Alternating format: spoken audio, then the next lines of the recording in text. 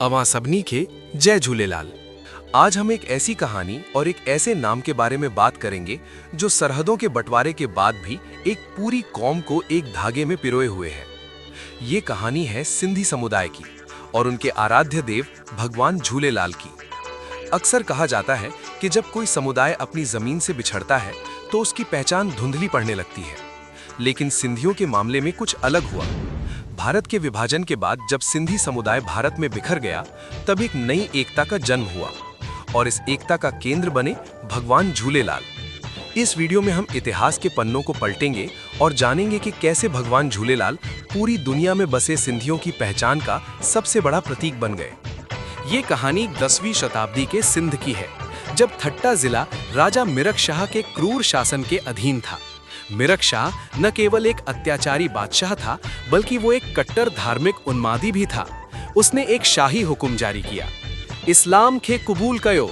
सिंध के सभी हिंदुओं को इस्लाम अपनाना होगा और जो इसका उल्लंघन करेगा उसे मौत की सजा दी जाएगी। डरे हुए हिंदू परिवारों ने इस संकट से निकलने का रास्ता खोजना शुरू किया। उन्होंने मिरक शाह से कहा, रहम कयो बादशाह, रहम कयो।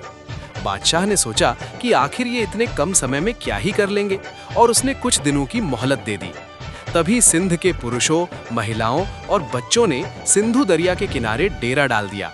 उन्होंने 40 दिनों तक लगातार वरुण देवता की कठिन तपस्या और प्रार्थना की। उनकी अटूट श्रद्धा के फलस्वरूप दरिया की लहरों के बीच से एक दिव्य ज्योति प्रकट हुई। लोगों ने देखा कि एक सफेद दाढ़ी वाले देवता, जिनके सिर पर मोर पंख वाला मुकुट था और हाथ में धर्म ग्रंथ था, एक पल्ला मछली पर सवार होकर प्रकट हुए। पल भर में देवता वहां से अदृश्य हो गए और तत्पश्चात बादलों के गर्जन के साथ एक आकाशवाणी हुई, ओ मुहिंजा प्यारा भक्तो, घबरायो न, धर्म जी रक्षा लाए मां नसरपुर में साईं रतन राय ऐं माता देवकीअ जे घर में अवतार वठंदुस ऐं तव्हांजा सभई कष्ट दूर कंदुस। चैत्र मास के दूसरे दिन यानी चेटी चंड संवत 1007 के दिन माता देवकी की कोख से एक अत्यंत सुंदर बालक ने जन्म लिया। इस बालक का नाम उदयचंद रखा गया, जिन्हें लोग प्यार से उदेवो लाल और अमर लाल भी कहने लगे। चमत्कार यही नहीं रुके। कहा जाता है कि जिस पींघे में बालक सोता था वो अपने आप झूलने लगता था। इसी कारण उनका नाम झूलेलाल पड़ गया। जब मिर्क शाह को इस चमत्कारी बालक के बारे में पता चला तो वो डर गया। उसने अपने सबसे भरोसेमंद मंत्री अहिरियों को बालक को खत्म करने के लिए नसरपुर भेजा। अहिरियों ने एक जहरीले गुलाब के जरिए बालक को जहर देने की कोशिश की, लेकिन तभी वो गुलाब उसके हाथ से उड़ गया और उसे बालक के स्थान पर एक दिव्य योद्धा दिखाई दिया, जो घोड़े पर सवार था और जिसके हाथ में तलवार थी। अहिरियो इतना प्रभावित हुआ कि वो साईं का भक्त बन गया और बादशाह को जाकर चेतावनी दी, ही को आम बार कौन है, परे साक्षात ईश्वरीय अवतार आहे। अहिरियों की बातें सुनकर मिरक शाह काफी डर गया।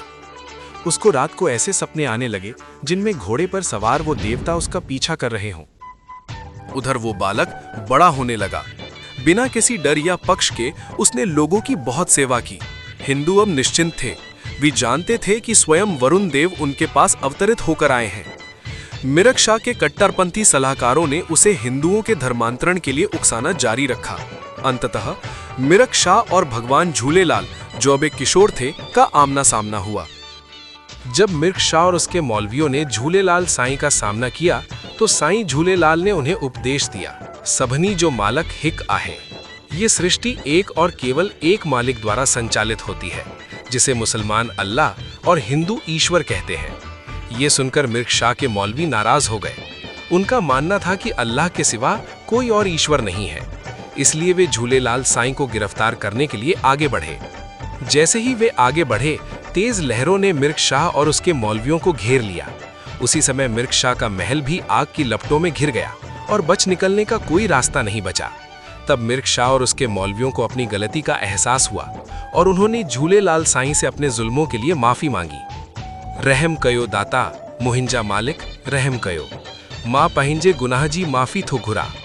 मिर्क शाह ने झूलेलाल साहिब के आगे झुककर हिंदुओं और मुसलमानों के साथ समान व्यवहार करने का वादा किया। उसी क्षण लहरें शांत हो गईं और महल की आग भी बुझ गई। इसके बाद हिंदुओं पर उत्पीड़न बंद हो गया। मिर्ग शाह ने अपनी विभाजनकारी दृष्टि त्याग दी और सभी के साथ समान व्यवहार करना शुरू कर दिया।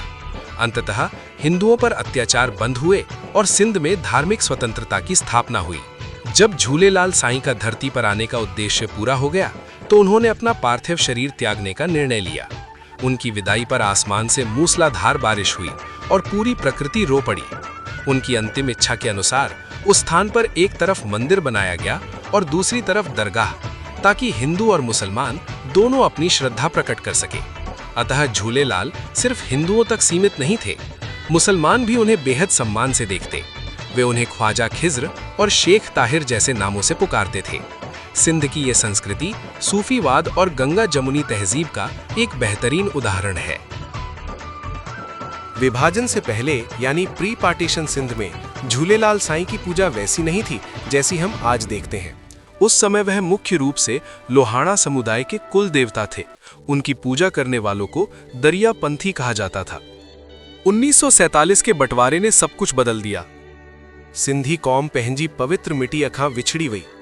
सिंधी हिंदुओं को अपना घर, अपनी जमीन और अपनी जड़ें छोड़कर आजाद भारत और दुनिया के अन्य हिस्सों में आना पड़ा। जब वे सरहद के इस पार आए तो उनके पास अपनी कोई भौगोलिक जमीन नहीं थी। वे अलग अलग राज्यों में गए। अब सिंधियों को एक ऐसे प्रतीक की तलाश थी जो उन्हें सिंधी होने का गर्व महसूस करा सके और उन्हें एक सूत्र में बांध सके। यहीं से शुरू होता है झूलेलाल साहिब के सिंधी कौम के इष्ट देव बनने का सफर। 1950 के दशक में मुंबई सिंधियों की सांस्कृतिक गतिविधियों का केंद्र बना। यहाँ एक महत्वपूर्ण नाम सामने आता है, दादा राम पंजवानी।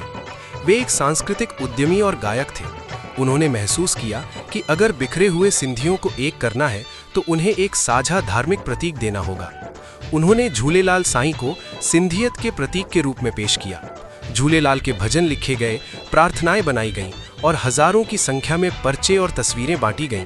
मंदिर बनाए गए जहां झूलेलाल की प्रतिमा के साथ साथ गुरु ग्रंथ साहिब और अन्य हिंदू देवी देवताओं को भी जगह दी गई। झूलेलाल मुख्य धारा के हिंदू धर्म का हिस्सा बन गए और हर वर्ग के सिंधी के लिए स्वीकार्य हो गए। सिंधी लेखक श्री गोविंद माल्ही ने बहुत सुंदर बात कही थी कि झूलेलाल को इसलिए लोकप्रिय बनाया गया ताकि बिखरे हुए मोतियों को एक धागे में पिरोकर माला बनाई जा सके। वो धागा झूलेलाल थे और माला ये सिंधी समुदाय। चेटी चंड, जो कभी एक छोटा मेला हुआ करता था, अब सिंधी नव साल के रूप में विश्व स्तर पर मनाया जाता है। ये दिन अब केवल पूजा का नहीं बल्कि सिंधी खान पान, कला और संस्कृति के प्रदर्शन का एक बड़ा मंच बन चुका है। झूलेलाल साहिब की कहानी केवल एक देवता की कहानी नहीं है। ये एक ऐसे समुदाय की कहानी है जिसने अपना सब कुछ खोने के बाद भी अपनी सुन्याणप यानी अपनी पहचान को मरने नहीं दिया। सिंध से लाई गई वो अखंड ज्योति जो आज भी कई मंदिरों में जल रही है, इस बात का प्रमाण है कि भले ही भूगोल बदल गया हो, लेकिन सिंधी आस्था और उनकी सिंधियत आज भी उतनी ही प्रज्वलित है। त अगते जंहिं तव्हां आयो लाल झूलेलाल जो नारो ॿुधो त यादि रखिजो त हीअ सिर्फ़ हिकु जयकारो नाहे, पर सिंधी कौम जी एकता जी पुकार आहे। मुंहिंजी सिंधी, तुंहिंजी सिंधी, असां सभिनी जी सिंधी। जय झूलेलाल।